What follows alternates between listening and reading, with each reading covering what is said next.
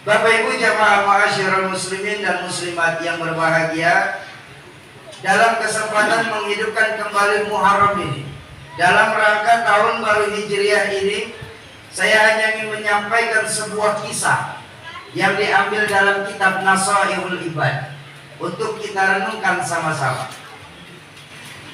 Satu hari Al-Imam Al-Faqih Abu Layth, atau yang dalam kitab tertulis Syekh Ibrahim bin Adham, atau yang biasa kita kenal di Kuala Tolak ini dengan nama Imam Hasan Al-Basri, ketika beliau lagi enak berjalan di satu pasar, beliau dihadang oleh beberapa jamaah.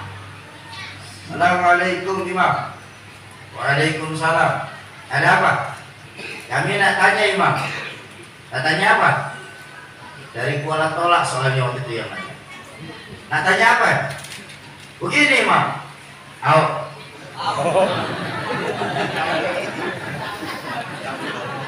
Campur sambas soalnya Pak. Kenapa sih Imam sampai sekarang ini doa-doa kami ini belum dijawab sama Allah? Permintaan kami belum dikabul sama Allah. Permohonan kami ini rasanya lama sekali diijabahnya sama Allah. Padahal kami Imam di Kuala Tolak ini untuk sholat, walaupun di akhir waktu kami usahakan untuk sholat Imam. Betul? Sedekah sekecil-kecilnya 5.000 setiap Jumat kami titipkan di Masjid Az-Zuhdi ini Imam. Iya. Sama yatim walaupun satu kampung sama-sama kami ikut santunan yatim Imam. Begitu banyak Imam perbuatan baik yang kami lakukan. Tapi kenapa sampai sekarang ini doa-doa kami ini belum dijawab sama Allah Imam? Bukankah Allah sudah berjanji dalam Al-Quran Imam, Ud'uni astajib lakum, mintalah kepadaku maka aku kabulkan permohonanmu. Tapi kenapa kami merasa sampai sekarang doa kami ini belum dijawab Imam? Apakah mungkin ayat Qur'annya yang salah Imam? Tapi bukankah Allah Maha benar? Atau mungkin Allah lagi terlalu sibuk Imam, sampai doa kami masuk jadwal tunggu macam ketemu pejabat aja. Bapak Ibu, kedengarannya jamaahnya Imam Hasan Al-Basri bertanya dengan pertanyaan sepele saja, betul ya? Soal doa yang belum dijawab sama Allah, betul? Tapi kalau kita mau berpikir sebentar saja Pak, kemalangan apa yang paling malang selain doa yang belum dijawab sama Allah? Payah kita ibadah sehari 5 kali, capek mulut kita membaca Al-Quran, capek kita untuk bersantun dan mengayomi anak-anak yatim. Tapi dari sekian banyak amal baik yang kita lakukan, sampai sekarang doa kita belum dijawab sama Allah. Ini kemalangan yang paling malang yang pernah terjadi dalam sejarah umat manusia. Apa? Doa yang belum dijawab sama Allah. Mendengarkan pertanyaan tersebut, Imam Hasan Al-Basri tersenyum. Beliau berkata, para jamaah Masjid Az-Zuhdi, ya Imam, apakah kalian tahu yang menyebabkan sampai sekarang ini doa-doa kita belum dijawab sama Allah? Iya kalian sholat, iya kalian sedekah, iya kalian santuni yatim, iya kalian banyak melakukan perbuatan-perbuatan baik lainnya. Tapi tahukah kita kenapa sampai sekarang ini doa-doa kita belum dijawab sama Allah? Ya tidak tahu Imam, makanya saya tanya. Yang menyebabkan sampai sekarang doa kita belum dijawab sama Allah, kata Imam Hasan Al-Basri, itu dikarenakan hati kita ini mati. Dari hati yang mati, bagaimana strum doa itu bisa sampai Pak ke hadirat Allah Azza wa Jalla? Pakai contoh saja, pakai contoh lebih gampang dipahami. Gini, ini mic ada strumnya nih. Ada nggak strumnya? Ada tadi ya? Kelihatan? Lah kok bisa tahu? Nah, bunyi. Strumnya tidak kelihatan, gejala dari strum yang terlihat. Betul? Ini kipas di atas ada strumnya. Putar. Ini lampu ada strumnya, Soki. Nyala. Ya kalau begitu, nggak usah profesor turun tangan untuk memecahkan masalah ini. Anak-anak kita pun paham, Pak. Di mana-mana kalau ada strum, mic pasti bunyi. Betul? Kalau ada strum, kipas angin mutar. Kalau ada strum, lampu nyala. Kalau begitu ceritanya, kalau memang punya iman, sujud yang benar. Jangan akhir waktu sholatnya.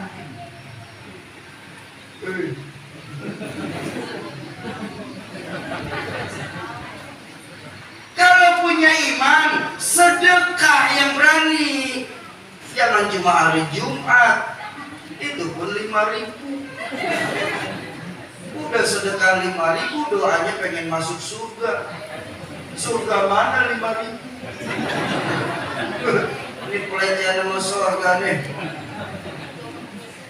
Gak boleh. Surga udah naik sekarang. Surga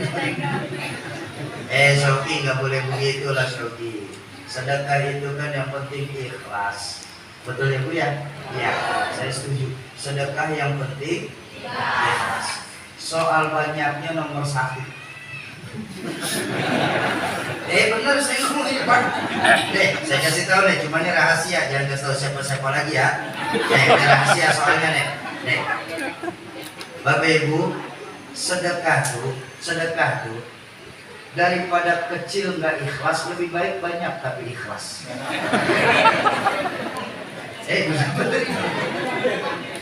Kok begitu Soki? Karena harta yang kita keluarkan di jalan Allah itulah nanti yang akan menerangi lubang kubur kita.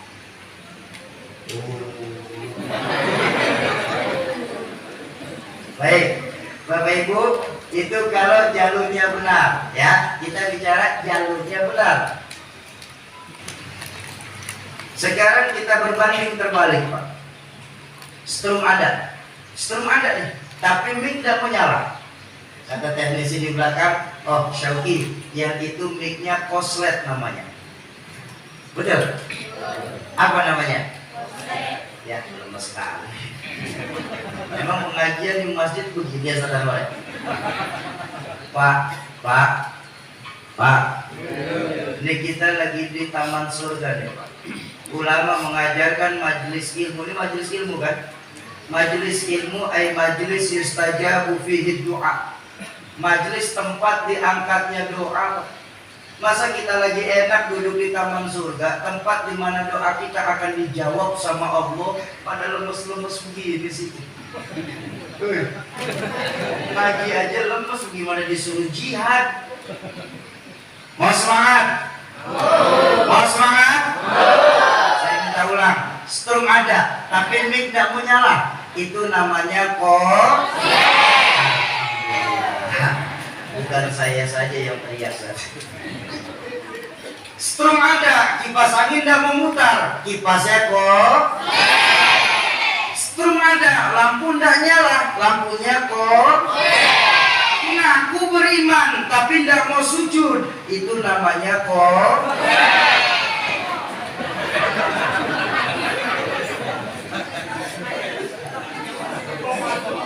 Ngaku imannya besar, rumah dekat masjid bagus, gak mau menghidupkan sholat berjamaah di masjid, itu namanya Ngaku imannya kencang, rumah bagus, mobil ada, Honda 2, sedekah 5.000, itu namanya Udah jelas deh ya. Ayo di tahun baru Muharram ini, yang koslet-koslet di desa kita benerin dulu. Supaya apa? Supaya desa kita jangan sampai kebakaran karena ada yang koslet. Setuju? Kalau sudah setuju, ya sama-sama kita tutup doanya langsung. Kan Kan udah setuju semua, mau ngapain lagi coba?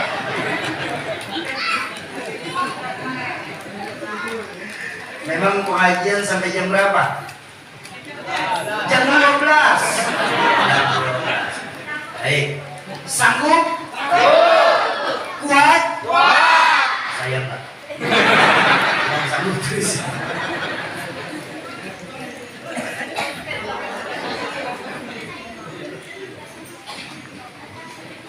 Lalu apa Imam? Yang menyebabkan hati kita mati nih Imam, sampai doa kita belum dijawab sama Allah. Mengambil keberkahan dari tempat mulia ini Ustaz Anwar. Saya ingin menyampaikan beberapa dari sekian banyak jawaban Imam Hasan Al-Basri. 2 atau 3 lah paling banyak. Mengambil keberkahan tempat. Insya Allah 15 menit selesai. Dipotong 10 menit pembukaan, sisa 5 menit lagi saya. Udah dengerin aja apa sih? Jangan protes. Pak, saya kasih tahu Pak ya. Maaf, Bapak Ibu. Ceramah itu yang bagus, yang sedang-sedang saja Pak. Ceramah nggak boleh panjang lebar. Kenapa? Kalau terlalu panjang Pak, kasihan nanti ibu-ibu Pak. Kalau terlalu lebar, Bu, kasihan bapak-bapak. Ceramah nih kemana-mana sih pikirannya. Orang lagi ngomongin ceramah juga. Ceramah.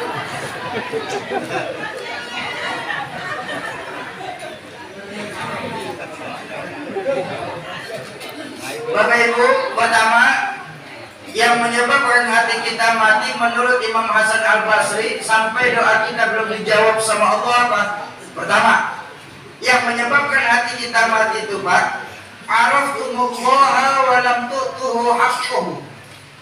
Ternyata Bapak Ibu, kita di Kuala Tolak ini terlalu kenal sama Allah Pak.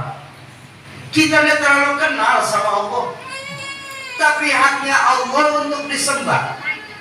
Kewajiban kita sebagai makhluk untuk menyembah kadang-kadang tidak pernah kita laksanakan. Sebentar, Bu, jangan ditutup begitu, Bu, tak pingsan anak-anak. Jangan biar.